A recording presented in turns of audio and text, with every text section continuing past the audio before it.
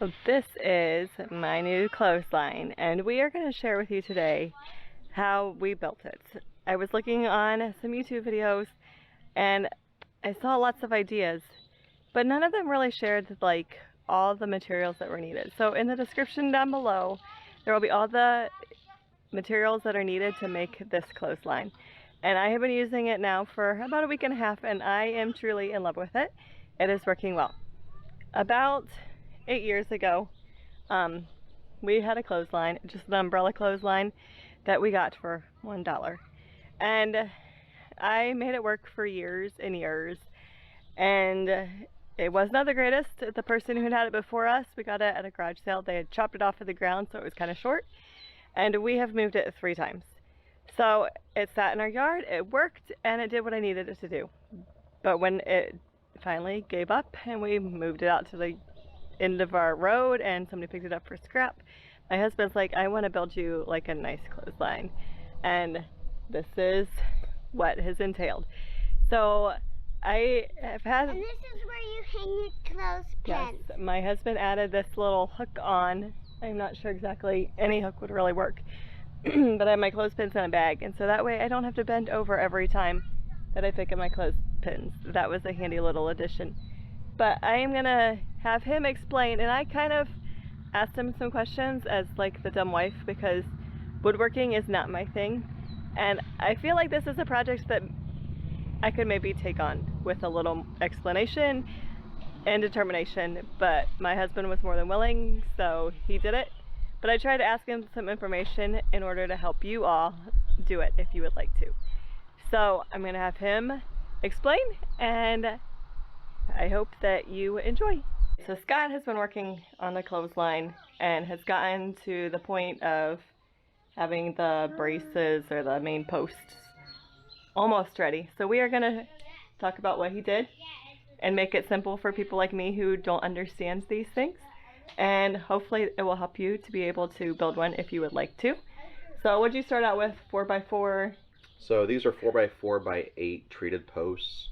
You can get them at really any, hardware store, any local store, your big box stores, Lowe's, Menards, Home Depot. You can easily find them there. Unfortunately, because of lumber prices, everything is sky high right now. So these cost me about $28 a board, which is absolutely insane. Whereas 2 years ago, they would have been easily half that. So we bought 3 of those, and 2 you kept the full length, and yeah, so bought 3 boards. 2 of them are full 8-foot boards because 2 feet will go down into the ground for support. The last one I cut in half, so you get 2 4-foot sections. And then with each of the boards, I also notched them out so that they have increased bracing. We'll try to show you a picture of what that looks like. Okay, so then he put those together, and what are you working on doing right now? So right now we are tying or screwing in some eye bolts. They're 3/4 by I think number 3. And I will link to what we are using down in the description, and I will also put it on the blog. I'll put the link to that also, so that you can get exactly what we are using if that is something that you need help figuring out. And then really it's just a matter of how far apart you want your posts to go. So we decided that about 20 feet, give or take, is going to be a good distance for us. We are going to put 5 of these eye bolts, eye screws in the cross braces. So you would have 5 lines going across, 20 feet apiece. You've got 100 foot of cable. So the other part you have to buy are... well, we can show them how to attach those when you work on that. We'll show you what we've done so far, and then we'll come back in a little bit when he's attaching the line and what goes on that to attach it that I don't know what it's called. So I'm gonna edit that part out. Show you what's down here. Alright, so what we have going on, this is where we cut out the bracing. So you see, you're gonna have to turn it up a little bit. We got a shadow. Oh, let's see if we go this way. So he kind of like puzzle pieced them together. Did you screwed them in then? So I screwed and glued. So there's 2 screws on both sides. So they're going diagonal from each other, just kind of pulling everything together, and then use just standard wood glue. So you did 1, 2, and then on the other side coming up, he did 1 and 1. Okay, and then he put in, these are called what? Eye hooks. The eye hooks. Or eye screws, sorry. So if you look, there are 1, 2, 3, 4 is under Gideon's hand, and number 5 going across. So we'll have 5 lines across the clothesline. So that's what he's done so far, and he will keep working, and we'll come back and show you what he does next. Okay, so you are working on bracing this up and making sure it's level? Yep. So I went through and I've dug out the holes. They are about 2 foot deep. You got to make sure that you have them deep enough to provide enough support and structure, because once you get the wires up, this is going to be pushing in on itself. So you got to make sure that you've got a deep enough hole to kind of counteract some of that. And you dug that hole with a post hole digger? Yep, just with a manual post hole digger. Took me, you know, it would take somebody younger and healthier less time than it took me, but we still went through and got it done. So then the other thing, if you want to come in here and take a look at this, so we've got a string going from one side of the hole to the same side on the other post, just to make sure that we are square to the other post. The last thing you want is this thing to be twisting, because if you don't have it braced up properly, it's going to twist. You're going to have, you know, uneven lengths with your wire as far as that goes. And then just a couple of boards, you know, screwed in to each side. They'll be anchored down in the ground. I don't have them anchored in the ground yet, but just so that they are secured when I get ready to pour concrete in. You don't have to pour concrete, but again, you're going to have wire pulling this together, so I want to make sure that it's strong and supportive. You can manually tamp it down, you know, just as far as the dirt goes, but I want to make sure it's a little bit better than that. It's kind of where I'm at right now. We've got the posts in the ground. We've raised them up. We've put a little bit of rock underneath just to make sure that there's proper drainage underneath, and also to make sure that the height is appropriate. So we've got some boards attached to each side to make sure that it stays level. Please don't touch. So when you check level, you have to check both sides. So you're checking the front or the side, and you're checking the back just to make sure that it is level. Right now it is. So the other thing we've done is we have put some pea gravel in the bottom and in and around the post, more so for drainage, just to keep everything secure. This at our local, one of the local stores, I can buy a 5-gallon bucket for like $3, so it's really cheap, really economical. And then we're also going to go through and put in some concrete. This is just a 60-pound bag of concrete, costs about $8-9. You don't need much, so literally, you know, you can use whatever you need to fill up. So all you're going to do is just pour it in and make sure it gets in and around your post.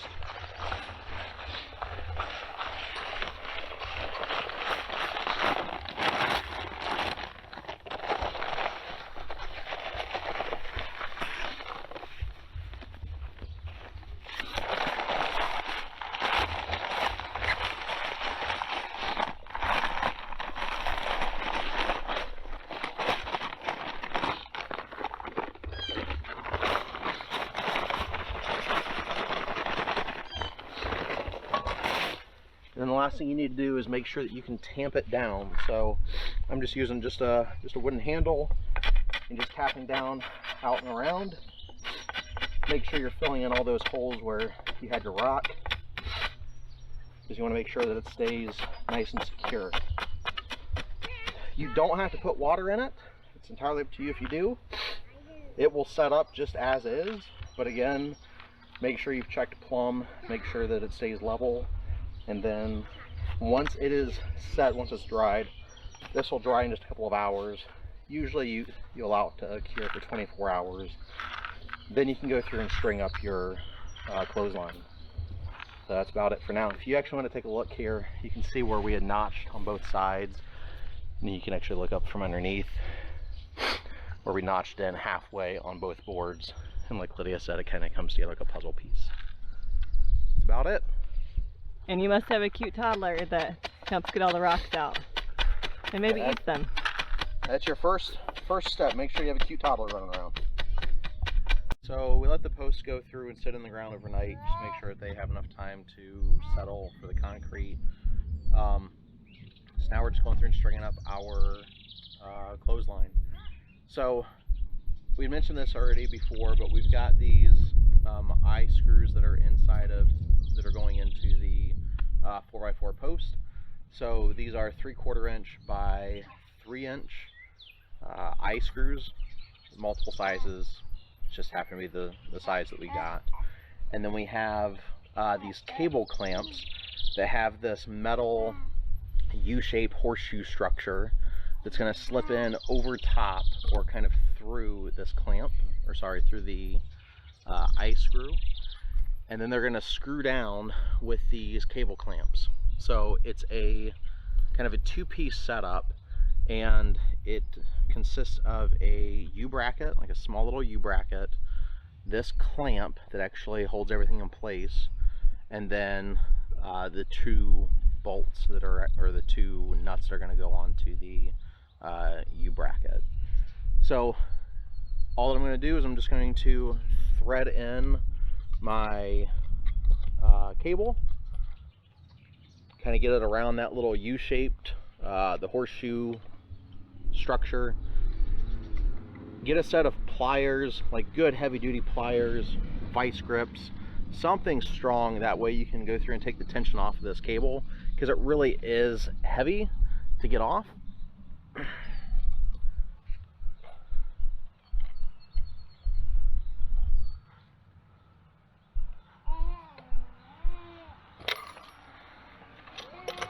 And of course you can have mistakes like that happen. My son laughs in the background at me.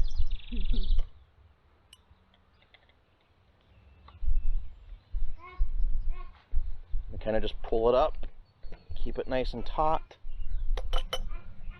To get it in place, you can either take it up and wrap it around just so you can get it up into a position that holds.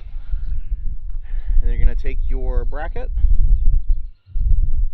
and take the nuts off of the U-bracket there.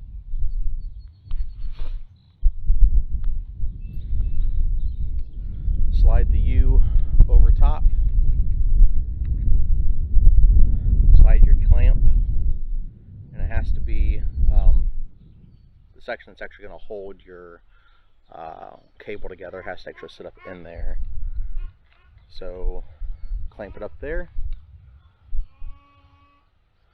put the nuts on, and these kits actually come with, so you don't have to buy all this stuff separate. We'll have a link in the comments below as far as what all is included.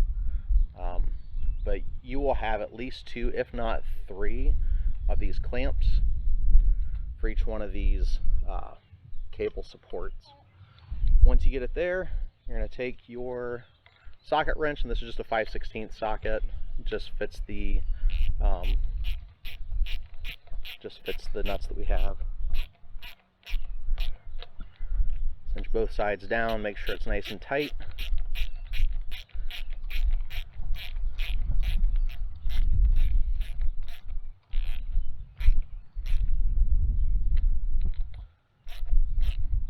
And then you'll go through and you'll put a second one right here. If you've got a third one, you can put that on there as well. Then it stays nice and tight. What you'll find is that with each one you put on, your last 2 cables are going to be a little bit loose. So you may have to go back and loosen up, you know, on one side, pull them down, keep them taut, and then go from there. So there's the explanation of how we built our clothesline. The one thing I like about hanging up my laundry, yes, it saves time, or does not save time, it takes probably longer, but it saves electricity, but it also gets us outside. So usually I start my laundry first thing in the morning, and so it gets my kids thinking, let's go outside, let's go outside. It gets me thinking, let's go outside. And it gives me something to do while they are busy playing first thing in the morning. And I just really enjoy being outside, enjoying the nature, enjoying getting to hang out my laundry, and then going back out at the end of the day and doing the same thing. Just getting to be outside, in tune with nature. And there's a lady that recommends being able to go outside for 1,000 hours a year, which is like 3 hours a day, which is a lot. But when you add something like this in, it helps to make that possible. So let me know if you have any questions, and I hope you'll check out what all is needed below, and I will see you again in the next video. Bye.